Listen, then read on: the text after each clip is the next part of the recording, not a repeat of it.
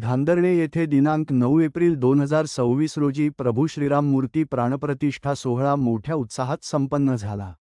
या प्रसंगी पाटोदा गावचे राष्ट्रपती पुरस्कार व महाराष्ट्राचा कर्मयोगी पुरस्कार प्राप्त आदर्श सरपंच श्री भास्करराव पेरे पाटील यांनी उपस्थितांना प्रेरणादायी मार्गदर्शन केले।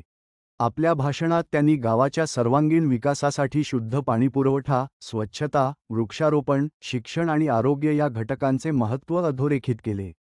ग्रामपंचायतीने गावकऱ्यांना विश्वासात घेतल्यास विकासाची मोठी क्रांती घडू शकते, हे आपण कृतीतून सिद्ध केल्याचे त्यांनी सांगितले। त्यांच्या साध्या आणि सरळ शैलीतील विचारांनी उपस्थितांना प्रेरित केले। या कार्यक्रमास वारकरी मंडळीसह कैलासवासी म.द. सिसोदे महाविद्यालयाचे अध्यक्ष श्री बाबासाहेब संजय मधुकरराव सिसोदे, धुळे जिल्हा परिषदेच्या माजी सभापती सौ. संजीवनी संजय सिसोदे। या कार्यक्रमास वारकरी मंडळीसह कैलासवासी म.द. सिसोदे महाविद्यालयाचे अध्यक्ष श्री बाबासाहेब संजय मधुकरराव सिसोदे, धुळे जिल्हा परिषदेच्या माजी सभापती सौ. संजीवनी संजय सिसोदे, माजी पंचायत समिती सदस्य श्री टी.के.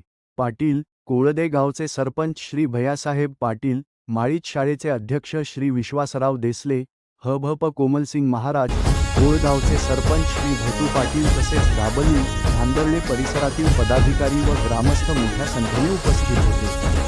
उत्कृष्ट कार्यक्रम आयोजनाबद्दल आयोजकांचे सर्वत्र कौतुक करण्यात येत आहे। डिजिटल शिवस्वराज्य न्यूज धुळे जिल्हा संपादक श्री प्रमोद भीम।